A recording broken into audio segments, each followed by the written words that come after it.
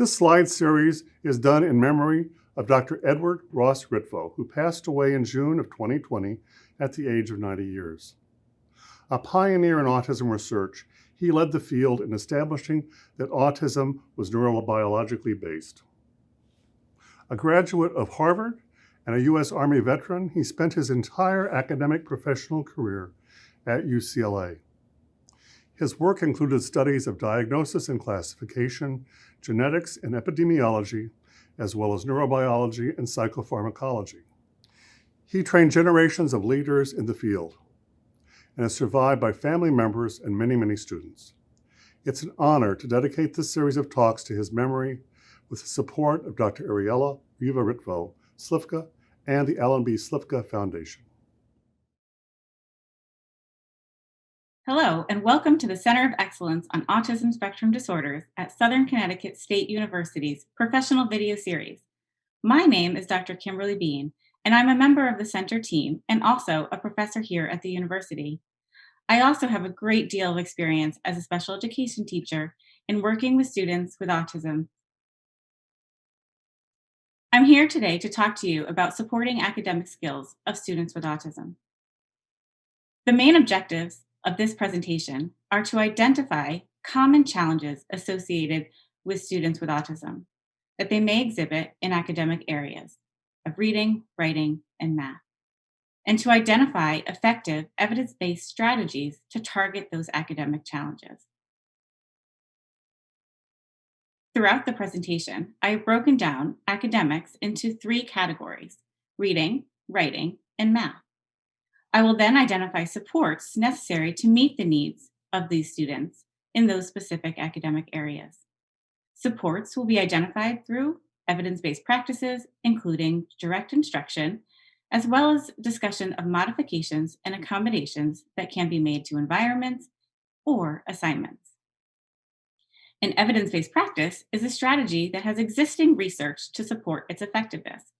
For example, I will refer to direct instruction as a type of teaching where the teacher explicitly breaks down and models the skills for the student and gives the student the opportunity for guided and independent practice after the modeling occurs. I will also share other evidence-based practices within the presentation as well.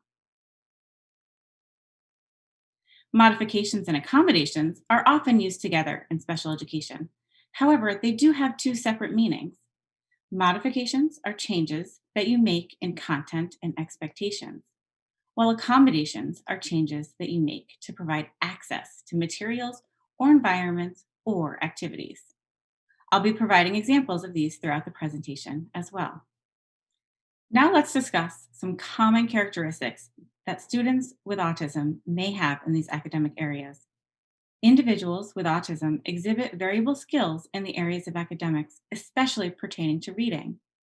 Some individuals with autism may have very strong reading or decoding skills, but lack comprehension.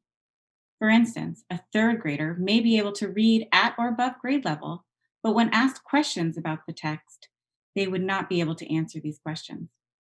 We know that a student's level of language contributes to their ability to understand text. It may be due to their variability in spoken language and understanding language that is spoken to them. Social language may also impact their ability to understand text. Some individuals with ASD may have strong vocabulary skills, but they lack the social understanding to fully comprehend what is read. Others may seem like they have strong reading skills because they have memorized common words, but when they come to an unfamiliar word, they lack the ability to read that word because they do not understand the decoding process or they've never been taught it. You may have students who exhibit one of these characteristics, or you may have a combination of all these characteristics. Students with autism also exhibit variable skills in the areas of writing. They may have challenges forming letters, words, or sentences. They may not use pronouns correctly in their sentences. As students progress in the writing process, they still may have difficulty writing cohesive sentences or stories with a beginning, middle, and end. This may be attributed to a variety of factors. It could be their difficulty with fine motor skills that impacts the writing process and the inability to form letters appropriately. It also may be due to organizational skills related to challenges with executive functioning. Our professional video series has an entire video on executive functioning. So if you want to learn more about executive functioning skills, please view that video as well. In the area of math, it's important to realize that having foundational math skills will connect to more independence and everyday living skills later. Therefore, these skills are so important to teach in classroom environments.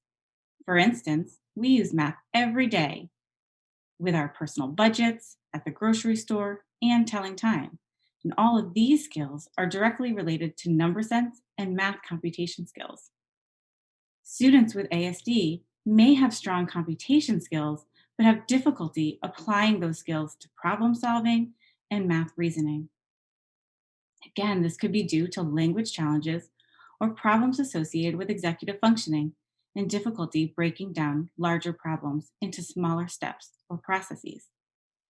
When thinking about supporting students with autism in classrooms, it's important to be proactive in order to generate more success within the environment. Teachers can structure the environment in an organized way, visually present schedules, have students face the front of the classroom or seated next to a reliable peer, or setting up independent workstations around the room. Having clear expectations for behavior and assignments will also help benefit not only the student with autism, but all students in your classroom. Having these expectations presented visually and providing a model of what you want them to complete in assignments will help set these expectations for all students. Additionally, structuring smooth transitions from activity to activity is really important.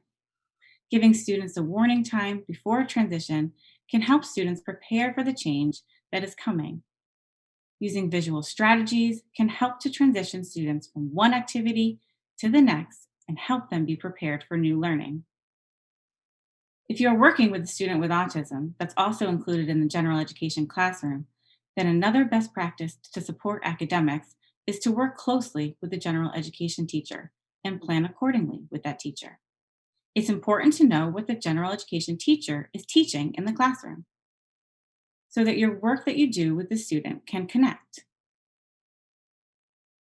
For instance, if the classroom teacher is completing a unit on mystery books, the special education teacher can pre-teach some of that content and vocabulary related to mystery books, such as identifying what a suspect is and how to find clues to make predictions about the story.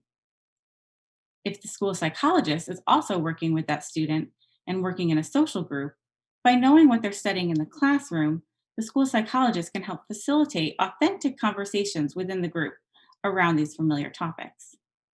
All of this overlap of the same curriculum across settings will allow students to have more experience with the vocabulary and skills involved to be successful across environments.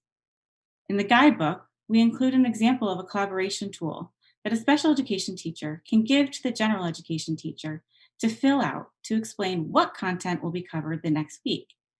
This will help the rest of the team understand what skills are being taught and how they can best support them, either through pre-teaching content, repetition of content, or creating modifications or accommodations of content and materials ahead of time. Knowing what the classroom teacher is teaching will also help special educators know which modifications to make ahead of time.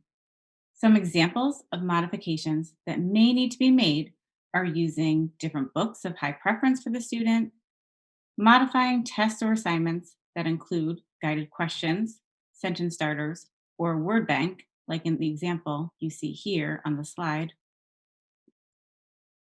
And depending on the student's level of problem solving skills in math problems may also need to be modified from multiple step problems to single step problems. As I mentioned earlier, accommodations are changes you make to provide access to environments or work. If a student is reading below grade level, you can provide alternative text around similar general education content. These texts should be at a level where the student can read independently. You can use technology to provide access to text.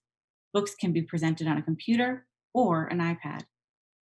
If a student has fine motor abilities and enjoys the computer, you can also have the student use technology to type responses rather than handwrite them in. You can also provide access to worksheets or activities by altering the presented material. You can make these alterations in size, for example, making the print larger. You can change the number of items presented on a page and allow more space for a student to write in their answer. Or you can provide boundaries for the student and where to write their responses.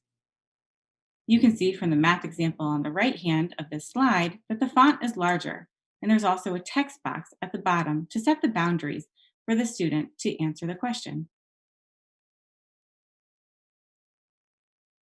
Making these small adjustments to materials, the student will be able to better access the general education content and be more successful.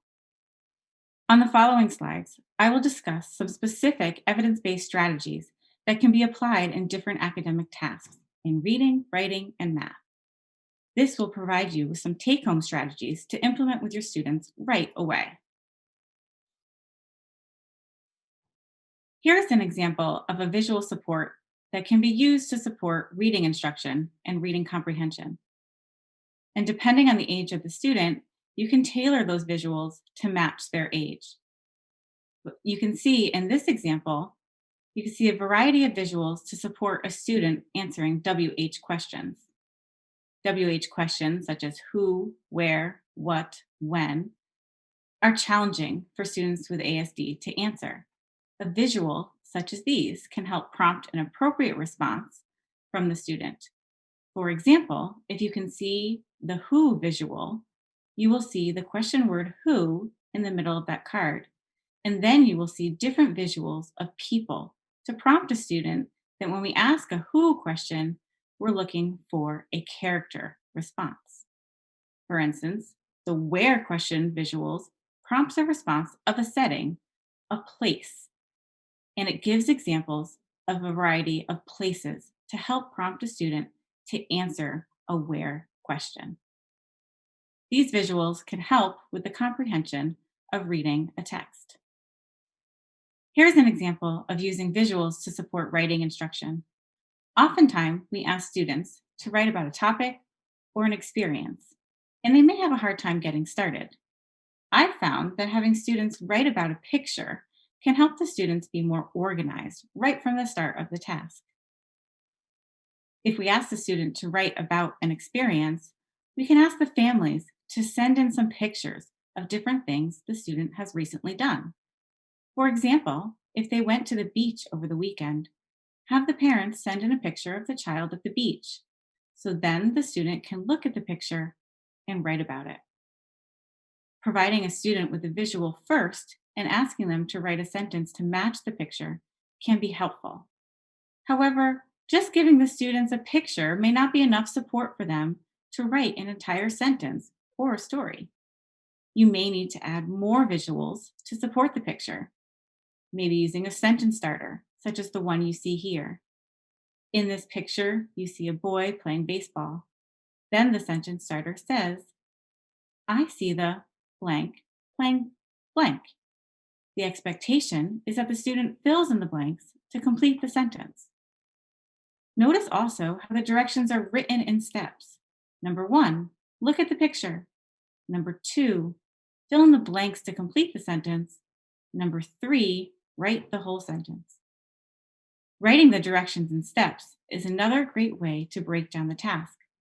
I will show some more examples of how to do this when we talk about using a task analysis. Before we look at the task analysis, here's another example of a visual support. In this instance, visuals are being used to support language in math story problems. If you look below, the words in all and all together are inside a visual plus sign. The words how many more and how many are left are in a visual minus sign. The words inside the plus sign signal the students that when they see those key words in all in a story problem, that means they're going to choose the operation of addition. In the story problem example given, the student would read the story problem and notice the words are left. By using the visual, the student would then look for the words are left and choose the correct operation, in this case, subtraction. Then the student will be able to answer the question more successfully.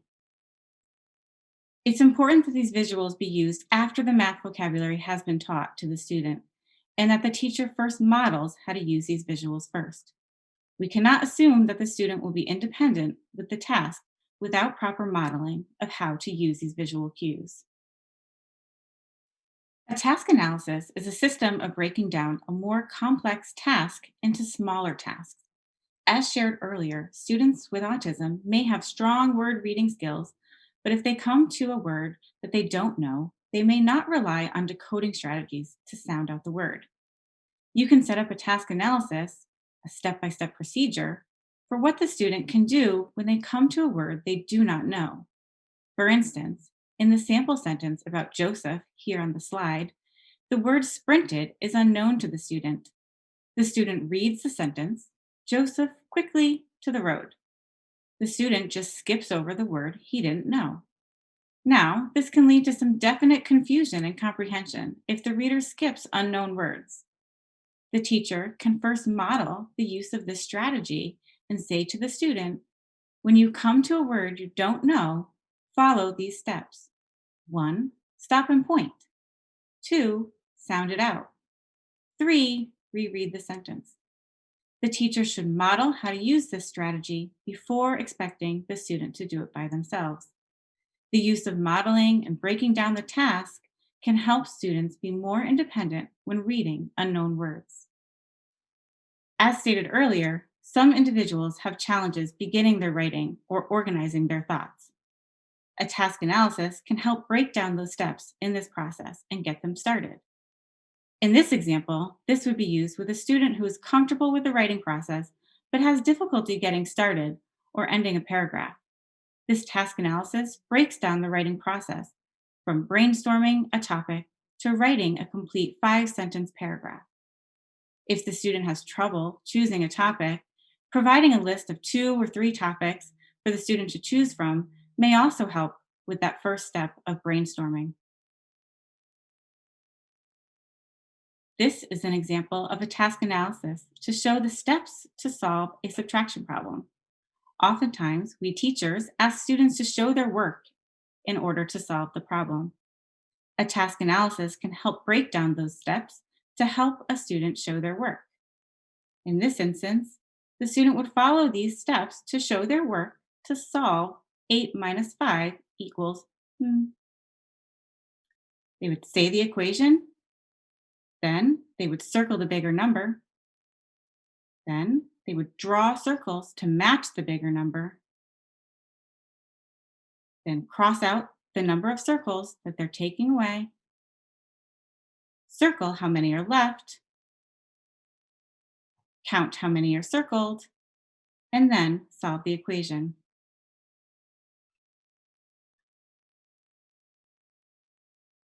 Another evidence-based practice to use that is highly effective is a graphic organizer. It's both visual and also breaks down larger concepts in a visually organized way. In this example, the students were asked to read about colonies in New England and then to write a paragraph about why people started colonies in New England. Using this graphic organizer, the student can write in their ideas after they have read, before writing a paragraph. And depending on the level of the student, the expectation may be just to fill out the concept web, or it may be to write a paragraph after they fill out the concept web. Either way, the visual graphic organizer can help the student take notes on what they have read in an organized way. Graphic organizers can also help keep the writing process fluid. As I stated earlier in the presentation, and is also referenced in our executive functioning video, students with ASD have a hard time starting and stopping and having challenges organizing their thoughts. Using the graphic organizer, students can plan out what they want to write about first, before they begin to write paragraphs. It's also important to recognize that graphic organizers can be presented in paper form or used on a computer.